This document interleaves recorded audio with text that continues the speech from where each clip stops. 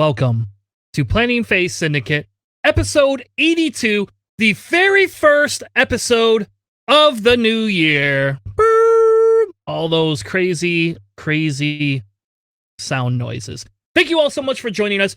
Tonight, we have an amazing show planned for you. Tonight, we are going to talk about the survey results, kind of the direction of the podcast a little bit, some of the new segments that we have coming up, some of the old ones we might be phasing out, as well as a conversation around the league results for Nickel City League Season 2.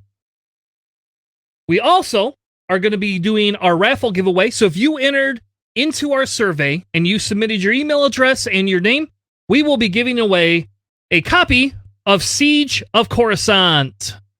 Yes, so I have a copy of Siege of Coruscant I purchased out of my pocket and decided to say, hey, whoever submitted something, we're going to be drawing random names in the giveaway. We had 30, well, I'll take myself out. So we had 30 responses with email addresses and over 50 actual survey results. So we should be pretty good on some of the conversations on which way we want the show to go.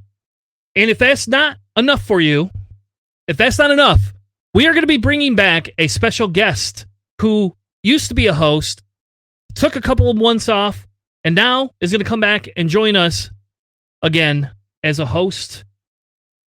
That's the most through this new season. Without further ado, let me bring in Mr. Charles Dillman. How are you tonight, sir? Doing well, and yourself? Good. It's crazy. I haven't seen your face on the stream in, I don't know, like 4 months, I think. I think it's been 4 months, maybe 5. I think it's been longer than that. It feels like it was before I don't think I did any shows out of the new house, and I moved into the new house in May. So I think the last stream I did would have been in the old house. So May 12th would have been my last week going, because that's when I moved into the new house I'm in. So either way, happy to be back. I feel like a Jedi that went into hiding and then suddenly reappeared to relearn or to unlearn what I have learned. And yeah, so ironically, I am. One. I was going to say, ironically, I am now everything that we built this show around in the original. Are you drinking wine? I am drinking. What? No, wait. What the hell? I go away for 5 months and Chris gets so hoity-toity that he's not drinking scotch anymore. He's drinking wine. It's a new year, new liquor, man. Come on. I haven't drank wine that often. It's a cab too. Do you like cabs? It's a cab. I don't drink wine. Oh, well, you should. This is probably like the first time I've seen you actually drink wine. It is not. We did a show, I don't know, like a month ago. I was drinking wine, but my wife bought these glasses for New Year's Eve 2 years ago, and we've never used them. And I found them in the basement for this New Year's Eve, and I was like, oh, I'm going to start drinking wine. So I bought like 3 bottles of wine, and not for nothing, but you can put whiskey in those glasses too, right? You can. I have special whiskey glasses though. So do I. I got a set of the Glencairn whiskey glasses for Christmas. Oh, that's cool. Yeah, I have that same and one and a really cool decanter that's got a Kraken on it. Oh, yeah, that's nice. I do not have a decanter yet, but I'm looking to. We've started to rearrange our house and do some fix-ups, and I got like my board game cabinets in my room now. I just got to go through all my DVDs and sort and build them into cases, and then I'll be able to have my board game room. And what I'm going to do is rotate my desk, and then I'm going to have a little bar with some of the whiskeys in it, because I have like a couple of them I bought. Next time you're up, I have this bottle from New Holland that's called the Brett series, and it's like a little bit of a darker whiskey, but I don't know. It's barrel, like a barrel bottle, and then it's got like I don't know, it's like a 72 proof or something like that. Oh, or no, it's got to be higher than that. It's 140 proof or something like that. There you go. So it's like 72%. It's really strong. I know for Christmas, one of our mutual friends, Bob, conspired with my girlfriend and sent me a bottle of Zip. I don't know if you know what Zip is or not.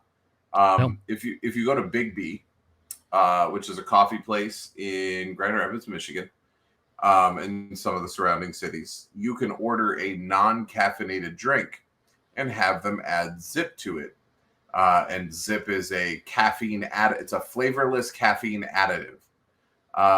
And when we were up there in November to visit family, I found out that you can buy the bottle directly from Big B. So you could caffeinate milk if you wanted to. And so Bob sent me a bottle of that for Christmas. So I've been adding it to like apple juice and my morning orange juice and anything that I can find a reason to caffeinate, it's in there. So awesome. Well, awesome. Well, we're happy to have you back, Charles, especially because there'll be some new segments that we'll talk about in a few minutes that we will be kind of going over, which will be beneficial to have a newbie around. And we're going to call you the newbie of the show. Is that what we get to call you? That's fine with me. I was just going to say, I have finally become exactly what the show was originally built for, which is a person who doesn't understand anything about the game and wants to learn how to play it. There we go. Because JJ? I've not touched an X-Wing ship to a table since the Gold Squadron. Yeah, tournament wise, since the Gold Squadron planning phase cohort, and then JJ came to my house one time and showed me how much I really don't know. I will tell you, in the time that you're gone, Matt Carey won the GSP Galactic Championship with Boba, Rook, and Kane and Jarrus. Oh, you mean Scum is still good? It's good to see that not much has changed since I left. Wait, hold on, wait. Is Fenrau still better than Sunterfell? Yes, Nope. He is. All right. Hey, look, even the AI said differently. The AI said that it's based on play style, Chris. I'll tell you what. You can have JJ put that up against, and I'll run Sunterfell, and we'll see. Oh, we'll see how well it goes. JJ would wreck you if he was running Fenrau against. I don't know. Mr. Tanner here actually has a better record than me in the Nickel City League for this last season. That was top 11. Yep, top 11 player out of 40 on players. Well, I'm back now, so it's time to change that up. Hey, if you want, you could join the Nickel City Online League. We will be happy to draft you onto our team, actually. Heck yeah, man. So I'll have to talk to Greg about that. Well, you don't have to talk to him. You just got to join. It's free.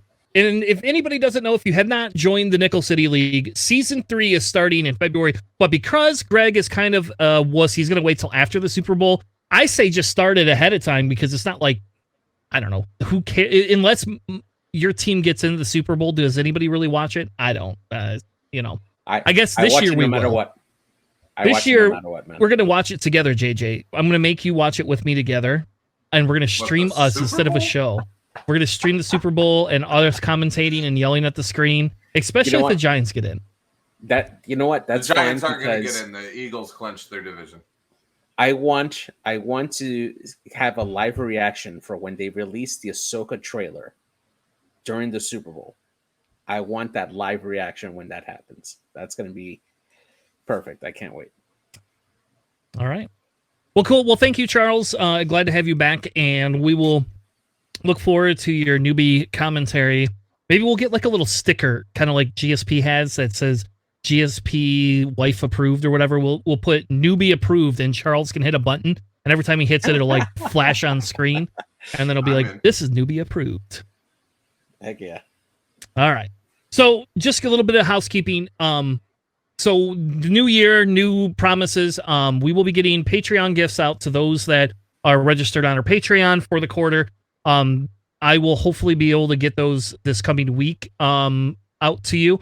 I've not done anything, and my car has been in the shop, so I have not had a lot of free time. Right now, work is really crazy for me, actually. So I have not had a lot of free time between the holidays and work, but we will get Patreon prizes out. If you would like to join the Patreon, and I'm not trying to shill for the podcast, although I do need a new computer, it seems. If you would like to help support and get cool prize support, we are coming up with special type of prize support for Patreon. So I will tell you a little bit of what we have planned. I don't have any visuals yet, but essentially what we're going to do is we're going to kind of do sets.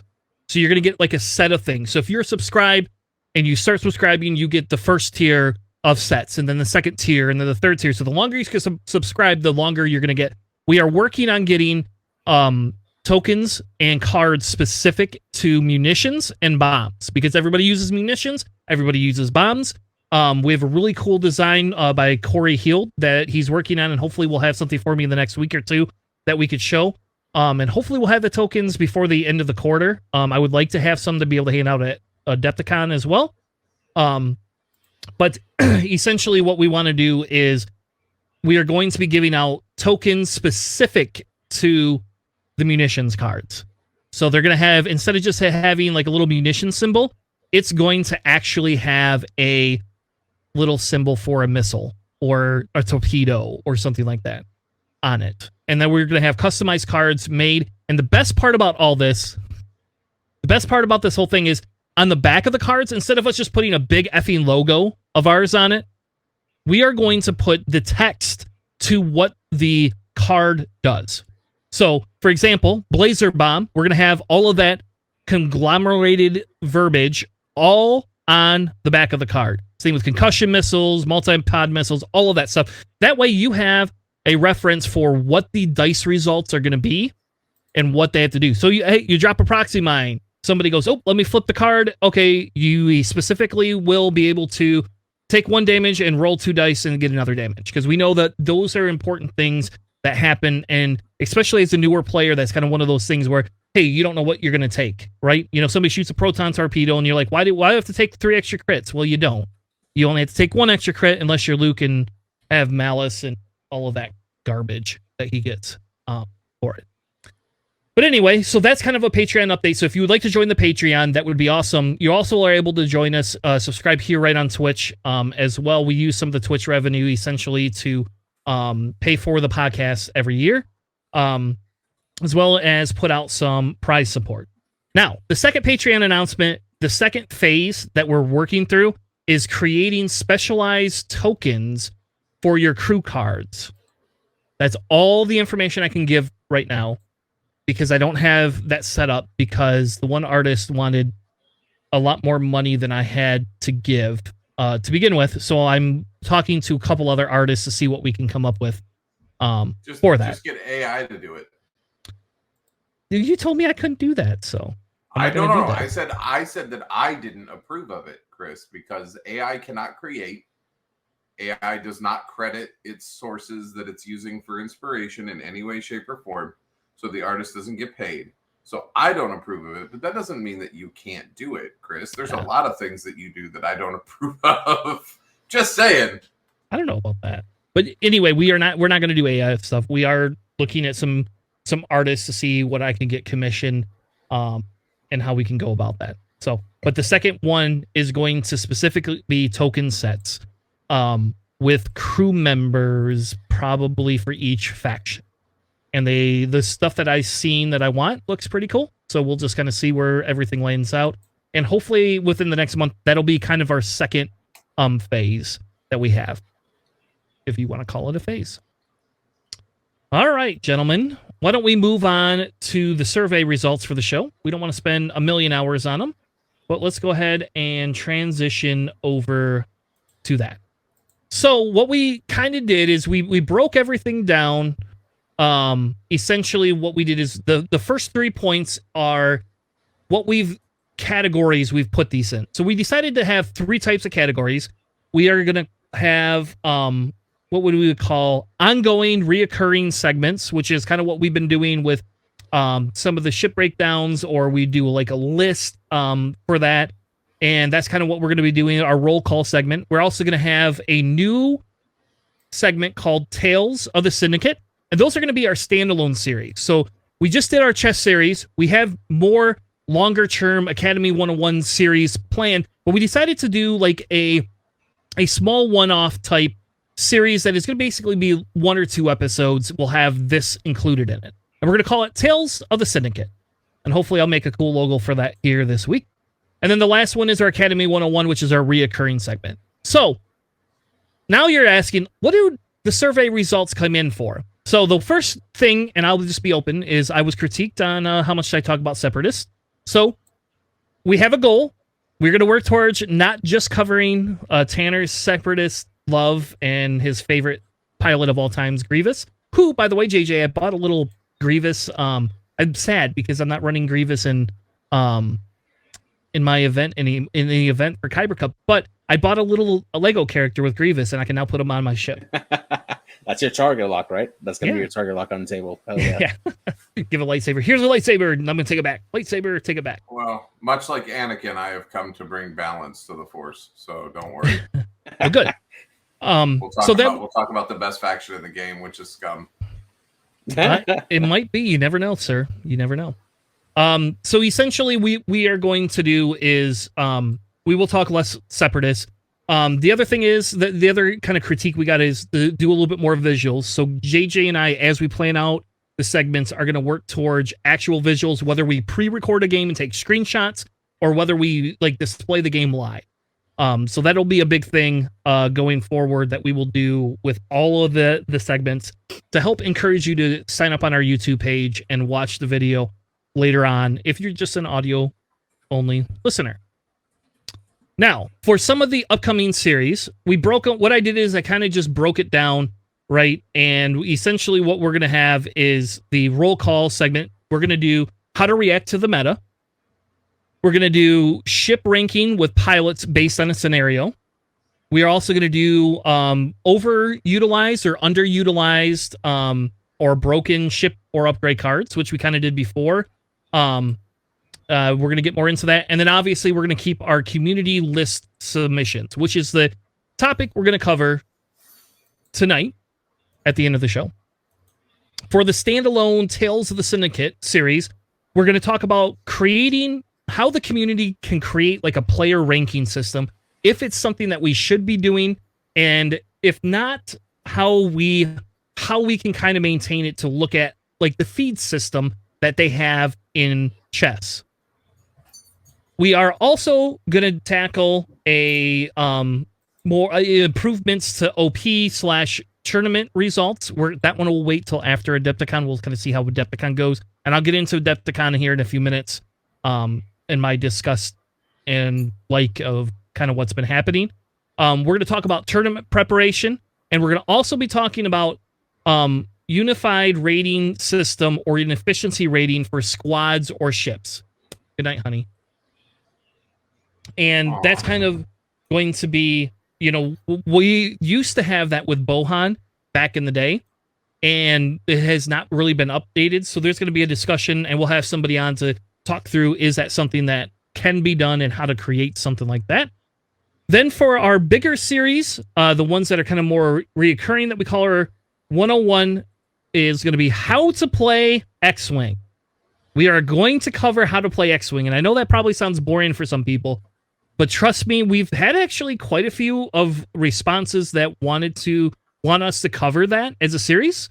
So we thought, especially with Charles returning, that's a great opportunity to talk about how to play X-Wing, because Charles can talk about some of the new scenarios, his questions as a newbie, and it actually will be very beneficial, I think, because Charles can ask us the question as we play and act out these scenario pieces live. We will be talking about faction identity, strengths, and weaknesses, which I'm sure Charles will love because we'll get into Scum for him and his love of Scum. And then the last one we're going to talk about is actual list archetypes, what their usages are, and how to maximize efficiency. There you go. That was our survey results. Any questions from the Peanut Gallery, suggestions, anything you guys wanted to comment on before we move on? No, I just want to give a big shout out to all of our listeners that responded to this survey. Thank you so much, everyone, for listening to our survey and our show and providing us these responses here. We're excited to bring you guys more content for you guys to enjoy, and we just hope that we can make it as entertaining as possible for you, the listeners. Awesome. All right, JJ, do you want to go into Adepticon discussion, or do we want to cover Nickel City stuff first? Let's go into Adepticon, because that's kind of like hot news that's come out today. So for those who don't know, earlier today, the tickets went on sale for the Last Chance for Adepticon in general online, and with it, the chance to participate in the Last Chance qualifier for the Worlds event there at Adepticon today. I think the tickets lasted not even 15 minutes before they were sold out. and they went to wait list as of earlier today. When I checked, the wait list has been taken off right now. As I understand it, they're considering opening up more spots over there. I believe 120 players was the max, if I'm not mistaken, for 128. 128 players, yeah.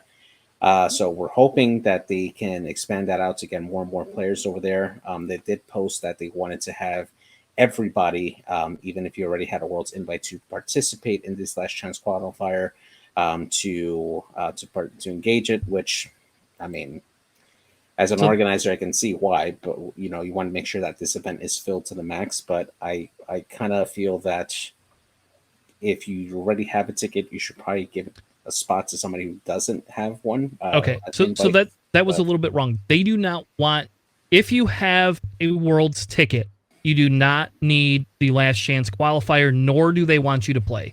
That's a misunderstanding. They do not need you to play at all. So if you bought one, please refund your ticket right now, because it looks like there's 3 tickets on the website. It says there's only 125 out of 128 sold. So if you don't have your ticket, go there now, buy your ticket. You still got, there's 3 spots supposedly open for it. Nice. So no, so the answer is they do not want you to do that. Do not do that. What they do want to do, though, and I have spoke to an organizer, is they do want to actually have the first day one basically event. They want that specifically to be completely filled. So that is official. I've talked to somebody. I won't name names right now. They would not give me certain information, but I have talked to somebody that is working with AMG on Worlds, and essentially the idea is they would like to fill 180 spots. So if you come down here to the day one championship, they have 180 tickets that they will be giving away. I do not like this 8 a.m. thing, though. I don't understand why people like 8 a.m. But because the tournament that big is going to take all day if you started any later. I know. Yeah, and it's already. Yeah, and the other part of it too is that Adepticon itself probably gave them a time limit for when they have to be done. If you remember last year, we were out like at 10:30 after playing all day. So yeah, that's true. Yeah. So they will have 180 spots available. The Last Chance qualifier has 128 tickets for sale, with I guess 125 claims. So if nobody gets them, there'll be 3 tickets there for it. So talking to the organizer, the person that I was working with a little bit, is essentially they want to fill that 180. So we know, JJ did a calculation for us, we know there was 14 events in 2022. And in those 14 events, I believe they handed out 4 Worlds qualifier tickets apiece. Yeah. I don't know if every event was the same, but I'm going to just say based on Gen Con, there was 4 seats available. So if we do the math, that is 56 World tickets that they have given out this year. If they want to fill the 180, which is what I was told they do, they only have other invites from October to February before we had our shutdown in March. I don't know how many events there are. So if somebody wants to tell us how many bloody events, but I believe store championships were only 1 ticket, right? Or were they 2 or 4? No, it was only for the winner of the store championship that got a single ticket. Yep. And did they have any tournaments between the end of October and the beginning of March? I think they were all stores, right? Weren't they? I'm not sure. And remember, the other part of it too is that internationally there would have been events as well that we may have not known about as well. Okay. But we're looking at basically 4 months, maybe 5 months worth of events. I did a little bit. I looked in on the list fortress, and I essentially just kind of went through March, and I saw in March there was, I don't know, like 20 store championships. So that would be an additional 20 tickets. My theory is they handed out essentially 50 to 60 other tickets, which means Last Chance Qualifier will fill the remainder of those. They will not confirm for me how many went out, but they will confirm that there is some. Yeah. So now, the discussion piece, right, of this is kind of the format, right?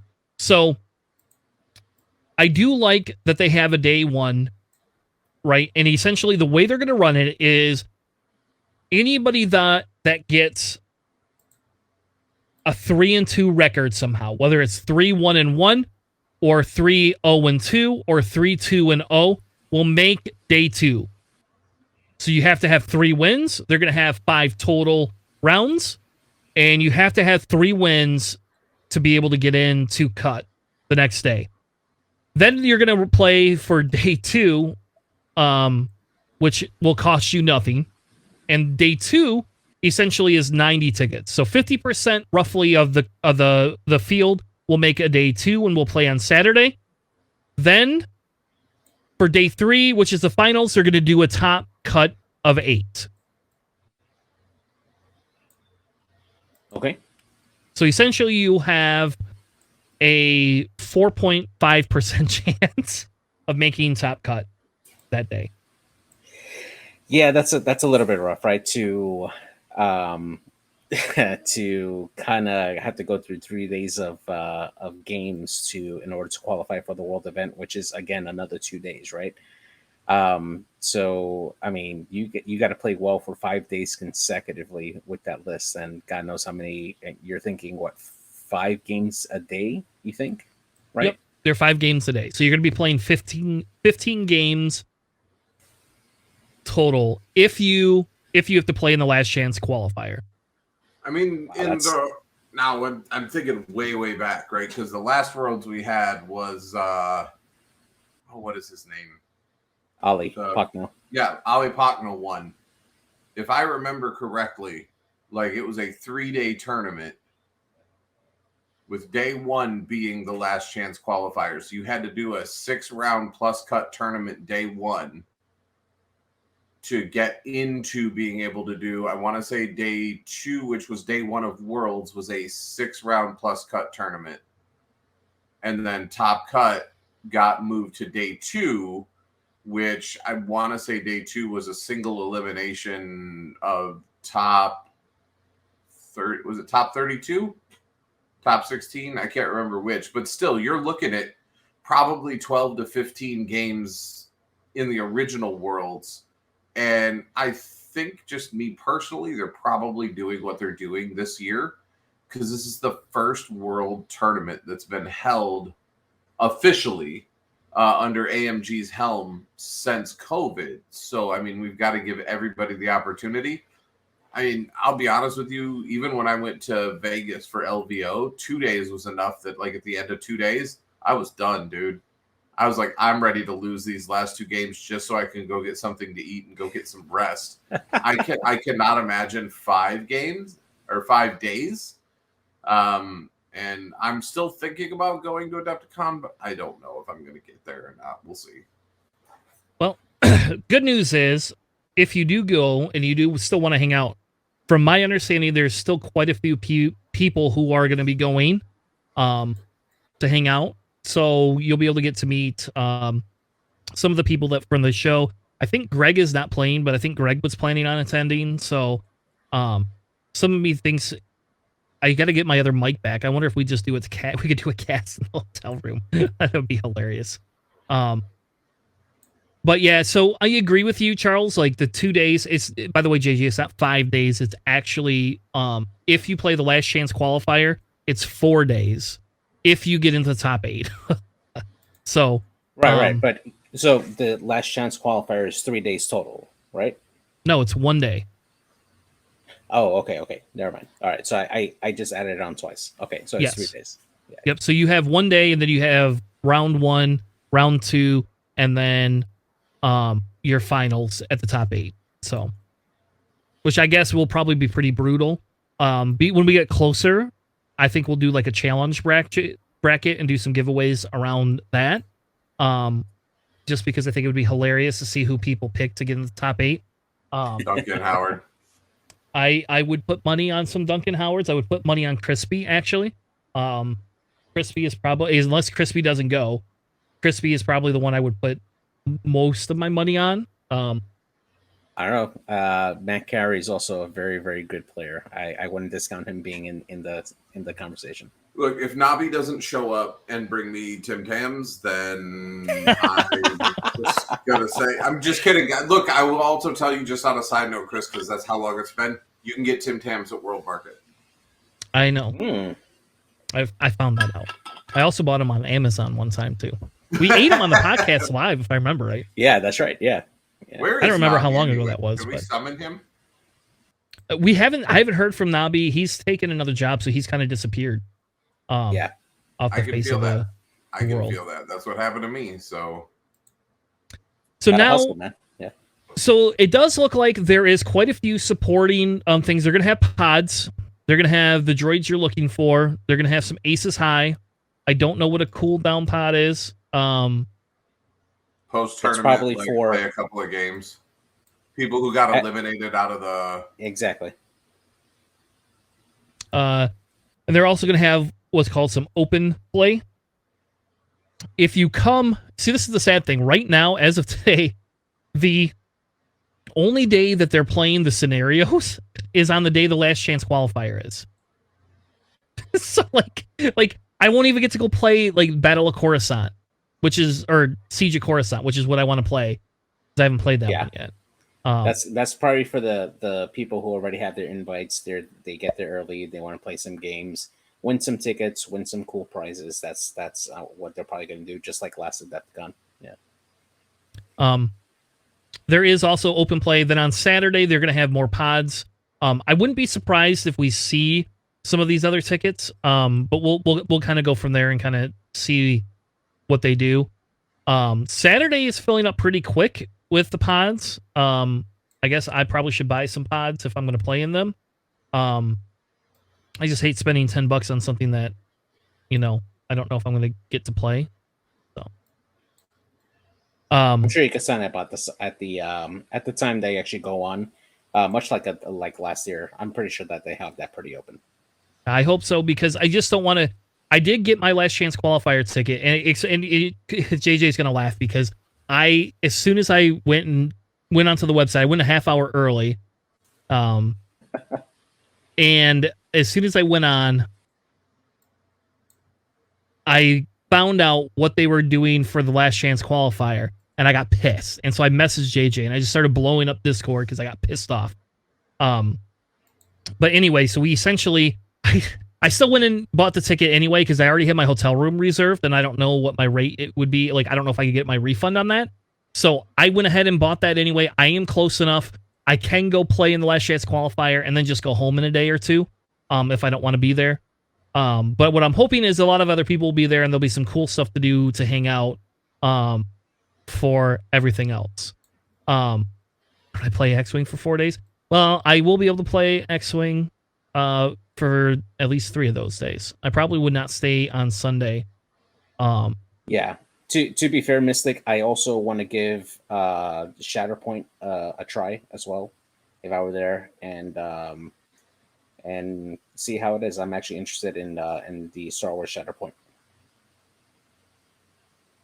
So let's dive into real quick what the last chance qualifier is. So the rumor I had heard, and this is before I had a inkling into X-Wing, is that the world's last chance qualifier in 19, 50% of the people got in. Is that true or is that not true? I was not there, so I can't really attest to that. Oh, you're killing me. All right. Sorry. So we did some math earlier, right? So we said we know there's 56 tickets given away. My theory is that they've given away 60 of those tickets. There you go. Matt Carey has confirmed it was 50%. So if we have 128 people there, 7 rounds, holy shit. This one is only 5. So essentially, if we have the 128 tickets, or 180 tickets, so if 60 and 56, what is that math? Somebody do math for me. What, 112? That leaves us with 68 tickets roughly left over. If you round 60 and 56, 56 and 60, yeah, that's 116. 116. Yeah. So that roughly leaves 64 open tickets in the World's Qualifier, which is ironically about half of what the 128 people are. Yeah. So if they do not open more tickets, my belief is that 40% or anybody that has a 3-2 record will make the first day of Worlds. If they open more tickets up, it'll be less. But yeah, again, we're here to see. What upsets me the most is in this, they say a minimum of 16 people will qualify, right? And like, I think that's just worded BS. Like, just tell us that how many there is. Like, if based on this, they've actually given out, what's 180 minus 16, Charles? 180 minus 16? Yeah. 162? 164. Yeah. So that means... Damn. I was close. That means in 4 months or 5 months' time, before we shut down, they gave out over 100 effing tickets. That seems illogical to me, personally. Well, you say now, it is FFG. I was going to say, we're talking FFG here. They were all in. They didn't have Crisis Protocol to bankroll their business and to forget about the games they acquired. Sorry, still salty. The other part of it too is to consider is that on the very unlikely chance that they don't actually fill up the last chance qualifier, they're at least guaranteeing that 16 tickets will be given out, regardless. All right, fair enough. So that was kind of where I got off on the wrong foot, and I almost didn't get my ticket. I did, ironically, I got my ticket anyway, just because this has kind of been something that we've been talking about doing. And last year, JJ and I went and had a hell of a lot of fun just hanging out, just the two of us. Ask him about how many drinks we had when we got back to the hotel room at 11 o'clock and then tried to get up at 8 in the morning. I mean, yes. It's better than when Sean got up, because Sean liked to get up at, I don't know, what, 5 or 6 a.m.? Yeah. Yeah. God, Sean. I love him. Now, when we did our team tournament in Ohio last month, he did not get up at 6 a.m. He got up at like 6:30. But we had an Airbnb, so it was a little bit easy. Yeah. So anyway, so that was kind of my beef with it a little bit. I will take a little bit backseat, and we won't spend all podcast talking about it, because I don't think it's fair to really go into that, because we don't know all the details. I will say, if AMG does not do a little bit better job of clarifying, like, again, this is just kind of like going back to Charles's point, they have other things, but now they've hired people. They did change their website. They told us they were going to do that. They changed the website. That's good, right?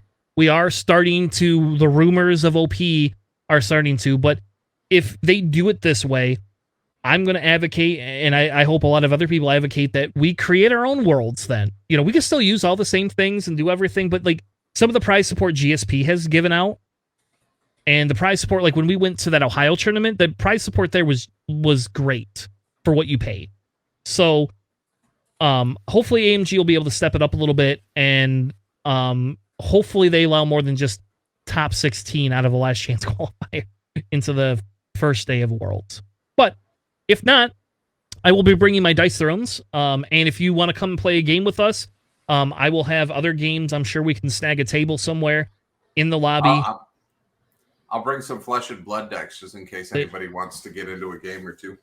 There you go. Hey, and maybe JJ will bring his laptop. I'll bring some cameras, and maybe we'll stream Flesh and Blood. There you go.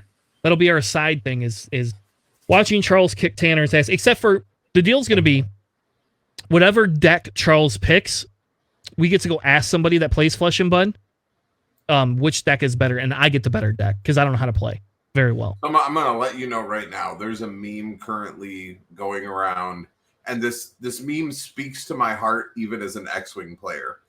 And it's a picture of Elmo sitting next to a pile of fruit, and superimposed over the pile of fruit, it says viable meta lists. And then on the other side of Elmo is a pile of a powdery white substance. And superimposed over the powdery white substance is the hero that I choose to play.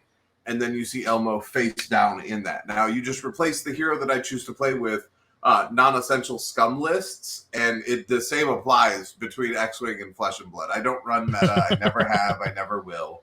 I have more fun just messing around. So, well, good. So then I can only get my ass beat a little bit versus handedly. Correct. Good. All right. And now, if you come, Charles, you could bring some Flesh and Blood. We will 100% carve out time, even if we don't stream it. We will carve out time for the two of us to play Flesh and Blood. Because I did like it when I played it. We don't have a big local scene here, and I couldn't afford to pay into the cost of it. Like they do. I know that there's one in GR it's on 28th Street because I bought some cards there when Galactic, I was there. I won't go there anymore. I don't know. It's the most cramped store I've ever been in, and that's not a dig on the store, but like I walked in and immediately felt claustrophobic. Yeah. So Galactic Toys. No, 28th Street going in Granville? Yeah, going towards Granville. Oh, okay. Galactic Toys doesn't carry it anymore. That's where I went first. They don't carry it anymore. So yeah. I stopped using Galactic when they were undercutting Destiny boxes and selling them under cost illegally, and they got their Destiny stuff pulled from them, and they did it more than one time because it was like, again, if you want to sell it at cost, I don't care, but you can't sell it like $5-10 a case under cost or a box under cost, you know. Anyway, so I will be going to Adepticon. If you would like to join us, or join me at least, I know I will be there at least a couple of days for it. And Charles, if you do come, bring some Flesh and Blood. So we'll do. We'll see what happens. Right now, plane tickets are like $400.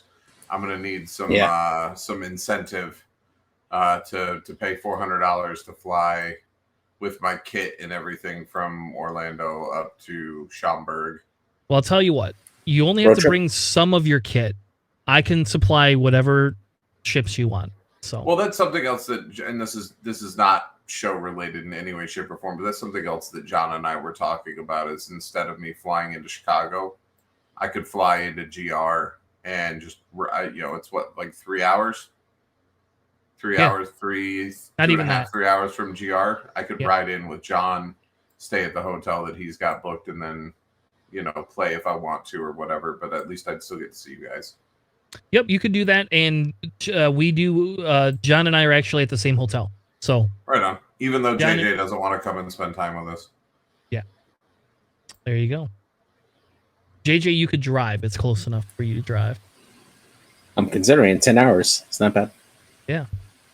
All right. So let's talk. Let's switch gears a little bit. And let's talk a little bit about the NCX Season 2 finals. Again, JJ will post a link in the description, or in the notes here in a few minutes. He's going to find us the Season 3 sign-up form. If you would like to play in the Nickel City Season 3, please sign up before February. It is one of the funnest leagues. It is a team-oriented league. There is zero pressure. It is extended, but this term, I believe they banned any of the extended upgrades, but left all of the extended pilots. So no auto blasters, thank God. There is not massive pressure, Greg. Maybe there's massive pressure to get Greg out of my basement. He keeps camping out in my basement. I don't understand why he won't leave. But if you would like to play in the Nickel City League for Season 3, it was a lot of fun. And you get to use all the extended ships and all the extended pilots. And that was like, for me, that was a draw that brought me in. Even though I ran Separatists and didn't get to run any of the thing extended, I found that as that was pretty fun to do.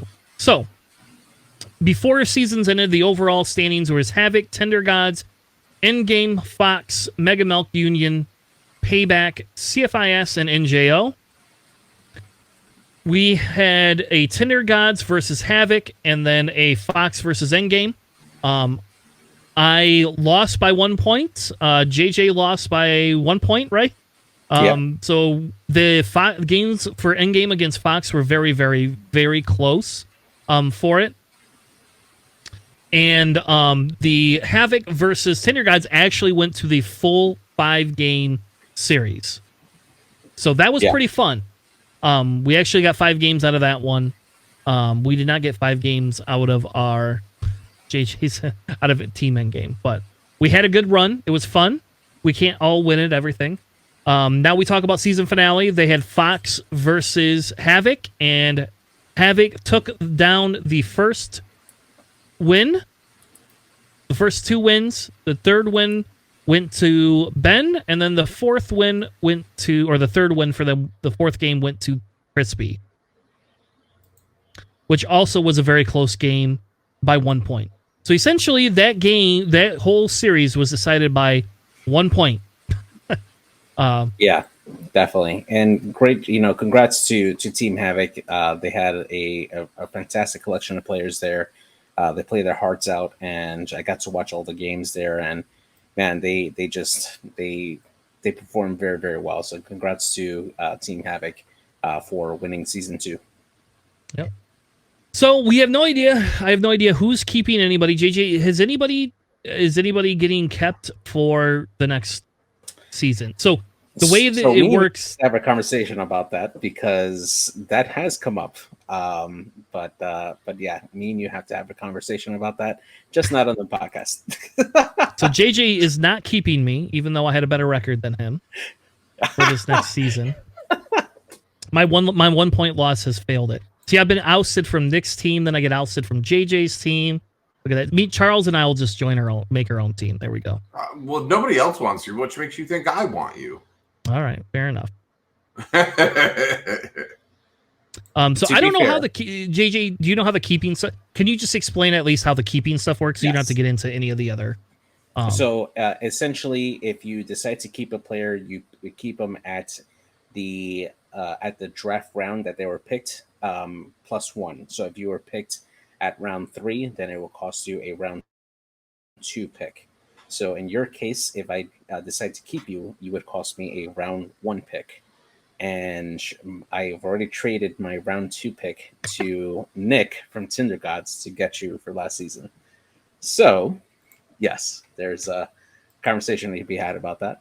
So what's going to happen is JJ's not going to pick me, and then he's going to trade his pick away again to acquire me halfway through the season, just like he did last time. And it's going to be Nick. That's what's going to happen. Nick's going to go, I'm just going to scoop Tanner up because I know JJ's going to give Tanner up again. So Charles, sounds an missed awful it. lot like was that Trading Day, the NFL movie? Yeah. Draft Day with Kevin. Draft Day, that's what it is. Yeah, that's a fantastic movie. I love that movie. Well, you missed it, Charles. There was a week JJ couldn't come on, so I had Nick come on, and me and Nick ousted JJ for about 5 or 6 months about why he didn't even bother to draft me because he passed over me, and then he traded. Then he had to trade for me, and he got screwed in the trade. I mean, nobody wanted me at all, Chris. So I mean, you weren't playing. You weren't signed up. Nobody even asked. I mean, it would have been nice to just be given the opportunity to be asked. Hey, are you going to sign up for this season? I already did. All right, good. All right, well, there we go. That's even better. And so Charles, after this this week, we'll get together one night after you're done working, and I'll help you make your draft card because it's really easy because you only play one faction. So we specifically make a card that shows Charles only plays Scum. That way, when you get drafted, they go, all right, we're going to draft Charles into Scum. Though this could be a good opportunity for you to learn how to play some Seppies or some First Order. That's not going to happen. I play Scum, Chris. Stop trying to win me over to your crap factions. Hey, you play First Order too. You do play First Order though. Or you used to. I don't. Yeah, you bought some before. I know you have. That was for my Republic kid. I do have Republic. I do. Oh yeah, you can do Republic. Yeah. I think we just lost your audio there, buddy. But those V-wings are about to use. Now we can. All right. Okay. Yeah. So anyway, so Yeah, you're right. congratulations. I opened them and I put them in my storage box. Those V-Wings did good use. V-Wings are really good now. So, all right. So anyway, that was our Nickel City. I kind of just wanted to cover it real quick. Again, props to Greg. Thank you for putting this on. It is a very fun league with zero pressure. You can play whatever you want. And you can play, basically it's like one game every week minus the bye. So, we will be streaming games probably on Greg's off day on Wednesday. So, I will commit to Wednesday night streaming for Nickel City League. Specifically, Nickel City League will get priority over other stream games. You're welcome to, anytime you want your game stream, you're welcome to reach out to us. But I will say on Wednesdays, I would like to stream Nickel City games, especially if we're going to expand the league. I feel more committed to streaming that versus streaming any of the GSP stuff. So, yeah, absolutely. All right. So let's move on to our roll call section and do community list suggestions. We had a few lists that got submitted this week. Figured it would be fun. And yes, I picked a CIS list as the first list, but we had 3 lists submitted. 2 from InSniper. Actually, InSniper, I think, submitted like 5 lists, but I picked 2 of their lists to go over. And then I also have 1 list from Ani Jaeger as well. And one of them is a scum list, Charles. I picked one scum list specifically for you, baby. Woo! Yeah, that's it. All right, JJ, what is the first list that we have? All right, so the first one here is a CIS list. We have Aura Singh in the Fire Spray with Notorious, Proton Cannon, Seismic Charges, False Transponder Codes, and Veteran Tail Gunner with the Slave 1 title.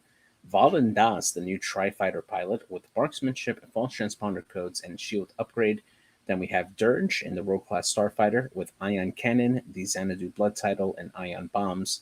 Then we have the Iron Assembler in the Vulture with Energy Shell Charges, Munitions Failsafe, and Independent Calcs. And then DFF-081, the customized pilot with Energy Shell Charges, Independent Calculations, and Grappling Struts to round off that list. So I will say I like it. I will say with Dolan or Valen, I think I do run a little bit differently. I would not probably put that shield upgrade on there. But you can if you really like the shield upgrade because it gives the extra health. I feel that's fine. I would then drop false transponder codes and either go to what's the 3 calc? The overtune modulators. I like overtune modulators. But personally, I run the overtune modulators and Notorious, which puts me at the 8 points out of the 12, and then gives you 4 points for a missile or 4 points for something else. But I like Notorious a lot. But if you have Notorious on Aurora, then you can't run Notorious, obviously, on Valen. Yeah, I've been going back and forth on different upgrades for Valen Das because he does want to do those red maneuvers constantly to get that strain off. So I've actually considered using Elusive, so that way when you're going on the that incoming joust, that initial one, gives him a little more flexibility to dodge those initial shots, and then to be able to basically K-turn past the opponent and re-trigger that Elusive. I think that's a very strong combination there for Valen Das. Of course, that takes away from your false transponder codes. I do like shield upgrade on Valen Das, should help him survive a little bit, because just like students here fell, those green dice can betray you at any point. So being able to mitigate that possible crit that could get through is really important for this particular chassis. But still, it's a very solid choice here to have false transponder codes with shield upgrade there. With the Notorious talk that we were talking about earlier, I'm a little torn on whether I would keep Notorious on Aura Singh or Valen Das. I get that with Aura Singh, you have the option of moving that Notorious over to somebody else. But I don't know who would benefit from it more, Aura Singh or Valen Das. What do you think? I feel that if you play Valen Das KG, it is better on Aurora. But if you're going to use Valen Das as more of a fighter, like somebody that's going to somewhat be in the mix, I like it on Volandas a million times better. Yeah. And what do you think about proton cannons on Aura? Is that viable to use, or would you switch it out for like better upgrades? I would switch it out personally, but I do like the idea of it because you get the force natively with it. And if you line up that bullseye, you have the option to line up that bullseye, right? So I think in the idea behind some of this, right, is if you can line up the bullseye, you can boost, still have your mod, get your proton cannons off as well. So I have played around with HLC on Django, but nothing on Aurora. So I don't know. I don't mind it. I prefer the proton cannons on Dirge, honestly, over ion cannons. And then I put elusive as well on him. So I usually run proton cannons, elusive, and then the ion bombs, or you could run seismics if you'd rather do it. Would you do you think that it's worth upgrading that to like dropping the proton cannon in favor for like a thermal detonator and Yes. possibly upgrading, like adding a delayed fuse on there? Yeah, I would. I don't know about delayed fuses, but yeah, I would take the seismics and put them at thermals, because they work a lot better with that Notorious. They really do. Like being able to drop Notorious and then boost away, you know, do your maneuver and then boost away, and then be able to get those shots if they get the strains is really good. Okay. And what are your thoughts on Iron Assembler with this version of DFS? Is this probably the better way to run these? Yeah, if you're not going to run any of the SOC stuff, then I prefer these over Discords. I won't lie and say that I wish DFS had the extra spot just like Iron Assembler does, because I would like to run the munitions failsafe. And I don't think that's that big of a stretch for AMG to change. Unless there's been a major change in like the last 6 to 8 months, why a tri-fighter? There's so, I mean, now granted, I haven't seen CI again. I've not touched this game, but it seems like there are so many more viable CIS options that you can fit into that point scheme than a tri-fighter. Why would you bring a tri-fighter? They're fragile. They're terrible. So, like they make a Fang fighter look like it's a pro flown ship. They're just awful. Well, I mean, yes, they are definitely very fragile. So let me read you off this particular Tri-Fighter's ability. So Volandas, he is an Initiative 5 pilot. His ability reads, after you fully execute a red maneuver, you may choose an enemy ship at range 1. That chosen ship gains 1 strain token, and you can remove a stress token. And then it also alters the dial for the Tri-Fighter, making the banks blue, and then the hard turns, the hard 3 turns, making them white instead. Now, this essentially helps you. Yeah, he does need to get that focus token there, but if you are able to pull over, if you're able to pull off that red maneuver reliably, you're straining your opponent. Most likely, you're outmaneuvering your opponent as well. And after you execute and get rid of your stress, then you're able to do your action, which at that point is probably going to be that focus or a target lock, and you can really punish that particular ship that you're aiming for. This also works in conjunction with Aura Singh as well. In this particular case, because Aura Singh's ability, she's able to spend a force to transfer red tokens between enemies that she has in her front arc within range 1. So you can pull over that strain over to your intended target if you need to, and just take advantage of it with multiple shots of it.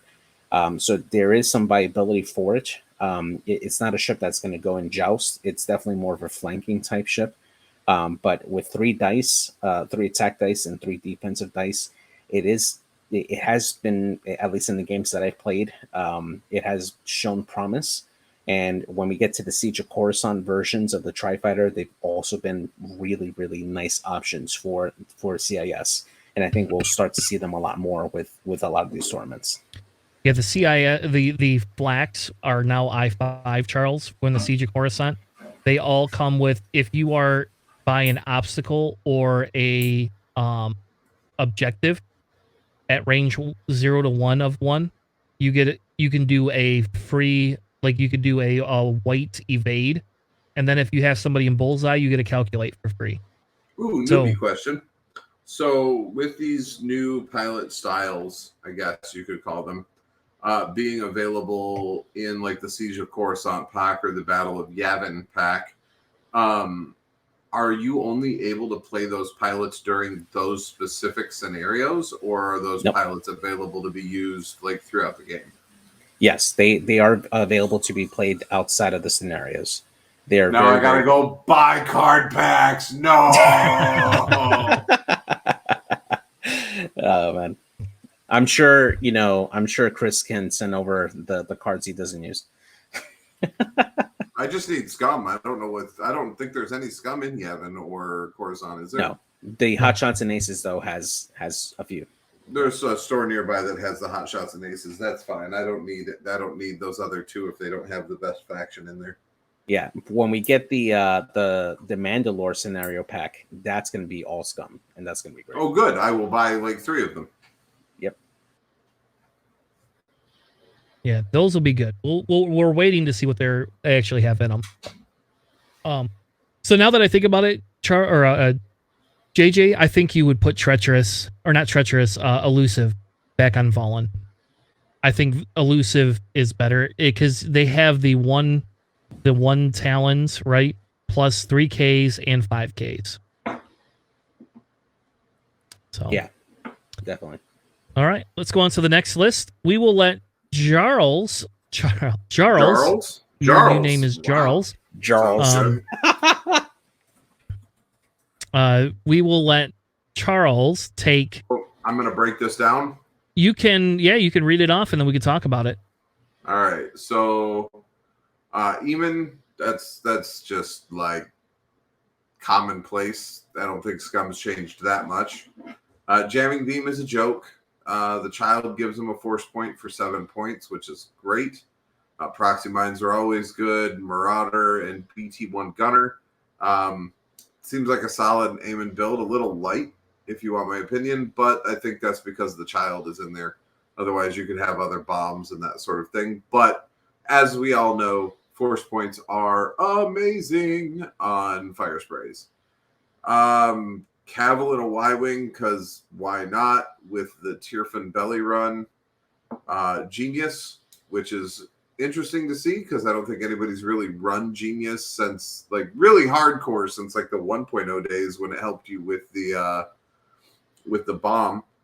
Dorsal turrets staple to a Y-Wing. Mag Pulse warheads, I'm glad to see those are getting some love. Proton bombs and burnout thrusters. Manaroo, oh, my love from 1.0 before she got nerfed. Jamming Beam, Plasma Torpedoes, the Punishing One, R3 and MiGs. Then Gamut Key, yeah, with Marksmanship, Seismic Charges, Zuckuss, Deadman Switch. And I'm going to assume the slots underneath are empty because the screenshot does not show them. Yeah, they're empty.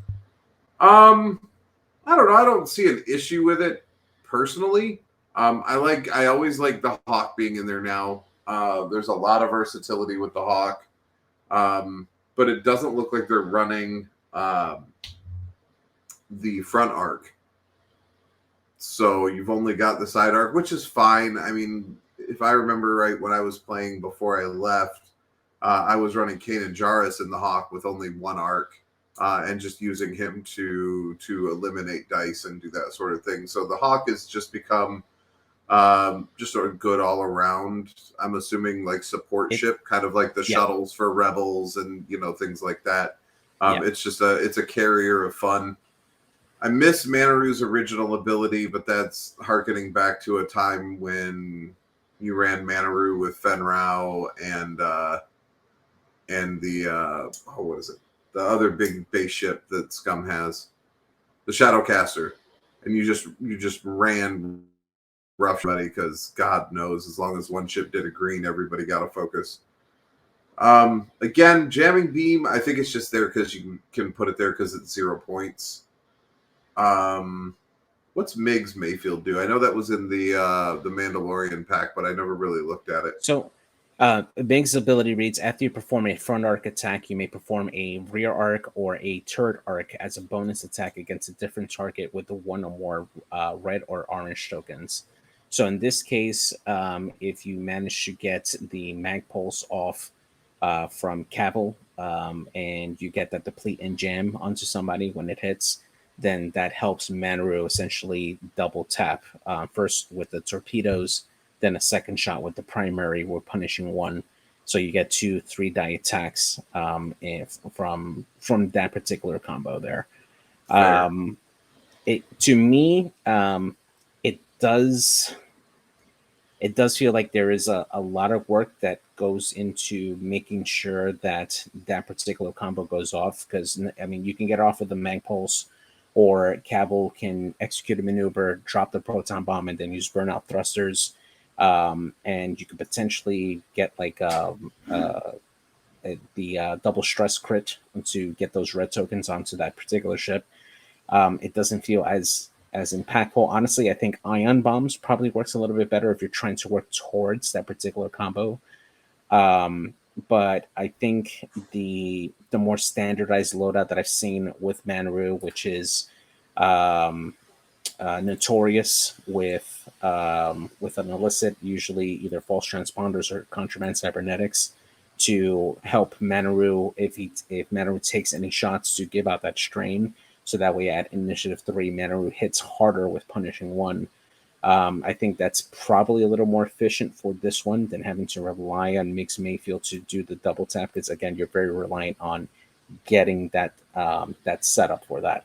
And on top of that, I think if you're trying to go with that as well, Iman, to equip it with the cargo chute for the strain, because that would also trigger MIGs. That would probably be better, and then top it off with Sykes Mix, something that we ran before when we were testing out the double fire sprays. That probably helps this list, this version of this list out a lot more. Just out of curiosity, if you've got, and again, I'm thinking old logic, so just roll with me on this. But if you've got a bunch of ships that can put tokens on, it seems like MIGs would be better placed on, say, like a Nom Lom. I mean, Nom's was 5 points, same as Manaru, same as the contracted scout. You get a little bit less at the upgrades, but with Nom being able to split off that mobile arc whenever somebody shoots at him, to give MIGs that guaranteed turret shot, as long as somebody's got him, someone's got the stress or whatever tokens on it. If you're already building around that ability of giving MIGs the double tap, having that mobile arc being able to spin around seems a little more. Yeah, I do agree. Beneficial for me. I do agree. The issue, though, hold on. The issue is you lose the title with Donbon, Charles. Exactly. Yeah. Fair. That's the only issue with that. I agree with since they play around with titles, and they have, not everybody could take the title anymore. That's why Gamut doesn't have the title either. Is because Gamut can't take the title. Kanan can't take the title.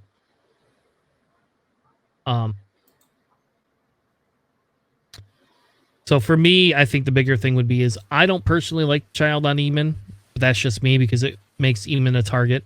I would prefer to have the second bomb slot from it and have seismics and the rig cargo chute. Yeah, but that's just me. I think just in our testing, when we were testing that for the GSP events, that felt like a very fun and effective way to block off particular lanes and take advantage of it and get damage out reliably. But I mean, there's a lot of ways to equip Iman out. I mean, just pick your poison basically at that point. But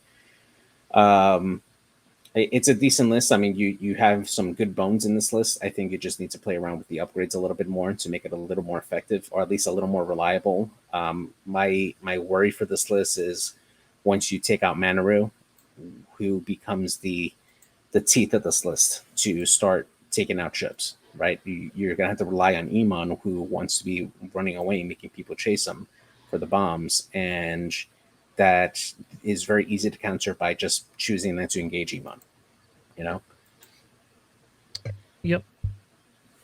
All right. So the last list that we have tonight is a Republic list with a Gauntlet fighter in it. Woo-hoo! I'm actually pretty excited about that. So It's just so huge on the table. That thing is so ungodly big. It's so good. I ran 2 of them in CIS for a little while, just for shits and gigs. Yeah. I think when I ran at our tournament, I ran 2, didn't I, JJ? No, I didn't. I ran the Falcon, one of them, and a YV, which was that's still a lot of ass on the board. Yeah. Yeah, it's a lot of health to try to go through. Heck yeah, man. So this list from Ani Yeager comes with, and they didn't post the link, so I'm guessing I had to recreate the list. So if you submit a list, please post a link to either list whatever the YASB or whatever the other one is. I don't remember the name of the other one, but whatever it is. That way I know whether they're SOC or not. So I went with the fact that because they didn't have upgrades, they were SOC. So we have Wolf, which is a standardized Wolf with the Wolf Pack, Veteran Tail Gunner Q7. This is the standardized Contrail with Ion Limiter Override, Precision Astromech, the Besh and Ion Bombs. Click with Besh Ion Engines and R3. Kickback with Diamond Borons, the standardized munitions failsafe. And then the Gauntlet with Veteran Tail Gunner, Drop Seat Bay, Swiveling, excuse me, the Gauntlet title, Night Owl Commandos, 5s, and C3PO. What do you think of this list? I like it. Number one, it's refreshing not to see Wolf and Jag on the same list for once. But I definitely like this list a lot. Seeing Bo-Katan coming out there, providing support with C3PO and 5s, and then the Night Owl Commandos to add even more arcs onto the board. With those Mandalorian Commandos, you can get a lot of coverage on the board with this here. And honestly, Kickback at Initiative 5 and Contrail and Initiative 5, really solid ships for the Republic to go in and do some damage, do some work against some of the enemy ships, and Wolf being able to work off everybody else's target locks is really good too. I like it a lot. Yeah, and I think with the Gauntlet, I don't know if I'm sold on 5s personally, but I don't think there's that many other like great like 3-point whatchamacallit crew members there. But you could switch out the Veteran Tail Gunner if you wanted, and then you would have 6 points to invest in it, which would allow you to have Ghost Company. Oh wait, you don't want Ghost Company. Never mind. That's the stupid lad that takes Ghost Company. So not scratch that. But you could have the 6 points for it to put in there, and then you could swap out that and C3PO for a Force point if you want. Though I do really like C3PO because you get the rerolls with C3PO, and I think that's kind of the caveat when you have that big base and you're rolling the 2 green dice, and then you get to reroll one of them because you're calculating. It seems pretty good. Like, I do agree with you with 5s. I think dropping Veteran Tail Gunner and upgrading 5s to Corky Kreese so you can pass off one of those calculates is actually a solid option as well. Because with Bo-Katan, as long if you're able to get that target lock early and pass it off to somebody else and then double calculate, you're basically double modding a ship for an attack and still have a calculate for defense. And you're going to force your opponent to try to take on that double modded ship or Bo-Katan. So it's about forcing your opponent to make a choice. So I like that. Yeah. Because if you say Corgi Kreese? Yeah, drop Veteran Tail Gunner, upgrade 5s to Corky. Yep. Because the other one is that Prime Minister Amalek, which could be good. You could run the TAC Officer if you wanted. I'll be honest, I don't like 5s, but that's just me. I mean, it has its uses, but I think that Bo-Katan probably is more reliable for shots. If she doesn't get the deplete, you're less likely to miss. But I don't know. It just depends. Honestly, it's a situational. Because you also have Clone Commander Cody, which is another option, which a lot of people miss, and I do really like that as an option. I think the bigger thing is if you go back down to the 6 points, you can run ion torpedoes if you want. You now have missiles. You can put any sort of different type of missiles in there for her. I have seen multi-missile pods. I know people laugh at that, but I have seen that be pretty decent because now you have the multi-missile pods, and then you have a 2-point talent. Right? So you can run the Predator, you can run marksmanship, you can run composure. I don't know. So I think it just kind of depends which category you want to run it in. But otherwise, you could throw in here, and you could have Lone Wolf. You can have Enduring, which is very helpful. Enduring is huge, in my opinion, in avoiding taking those crits. The only sad thing is you're left with one leftover point. We don't have a Greedo. We don't even have a Greedo. So. Well, all right. Well, those were the lists that I had pulled up. We are getting close to an hour and a half. And I just want to take a few minutes to kind of reflect on last year. And then we're going to do our raffle, our giveaway for our Siege of Coruscant. So we're not raffling off to anybody watching the show. It's to those of you who were part of our future series suggestions and you submitted your email address and name to me. So Charles, any thoughts, anything going into the new year, things you want to see on the show, things, kind of just your overall thoughts as you rejoin the X-Wing community? I mean, honestly, I am just kind of excited for all of the possible things. I really would like to see a bigger turnout in Orlando, something that we used to have. Where I live, the community has not been as strong as it once was. And it makes it really, really hard to like get into playing the game, like physically in person, without having that community vibe. So, other than that, I think everything else is good. I'm excited to play the game again. I'm excited to remember how bad I am at it, and excited to prove Crispy wrong. Even though I know that Crispy is an amazing player, I do have a dub over Crispy with a scum list. Just saying. So, I mean, it's something that I can say with pride that Crispy has never beaten me. So maybe we'll have to do also like a Friday night or Saturday night or Sunday night Aces High. Heck yeah, that'd be awesome. Not the Aces High people think of. The original Aces High. The original idea for Aces High. Yeah, the original Tanner and Charles idea for Aces High. That's awesome. All right, so why don't we pick? We got to go to the random number generator. Yeah, and while you do that, I just want to echo the sentiments that Charles said. For this coming year, definitely excited for X-Wing. We're about to have our first World Championship since before COVID, and excited for where the game is heading for.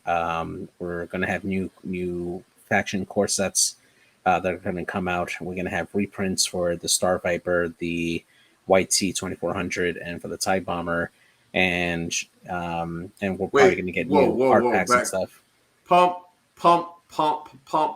those brakes. Did I hear? Because I've been out for a minute.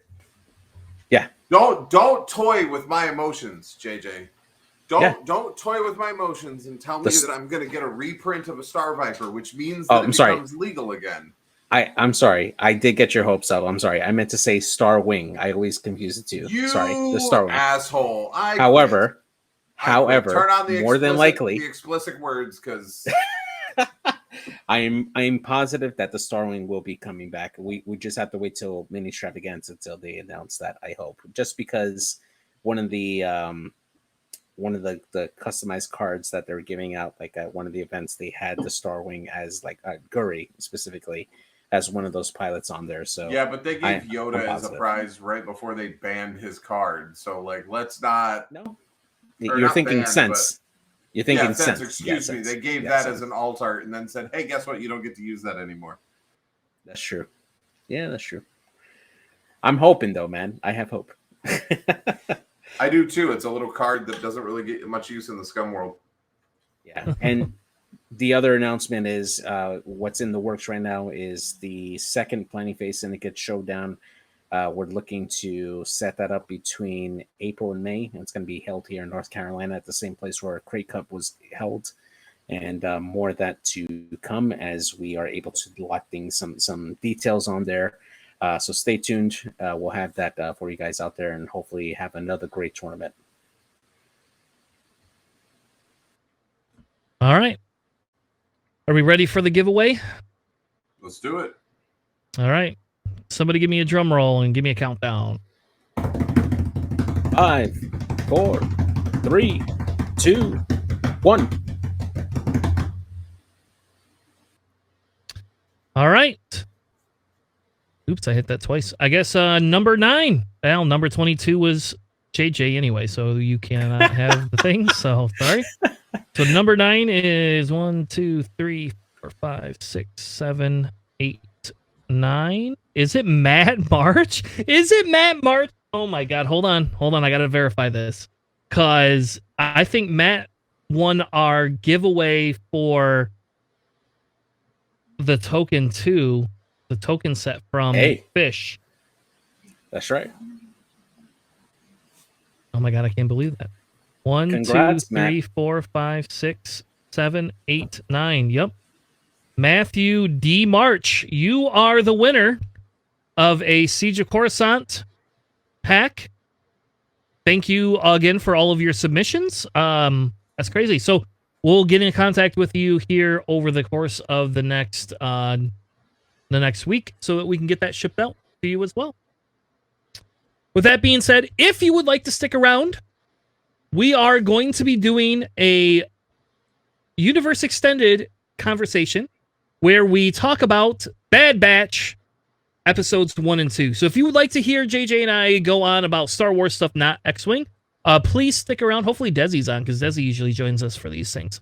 But if you'd like to talk some Bad Batch spoilers, we will be back in probably about 5 or 6 minutes, and we'll be happy to do that. Again, welcome back to the fold, Charles. We're happy to have you join us again for that. Next week, Sunday, is not Super Bowl Sunday, so we will be airing a podcast like normal, 9 p.m. Eastern. We will be covering some tournament prep going into LVO and into Worlds. That will be the main topic for next week. And I don't know, we'll have something crazy and random. Maybe we'll do our random upgrade, underutilized upgrade card. Maybe we'll do that as well. So thank you all. Have a good night. And we will see you next Sunday, 9 p.m. Eastern.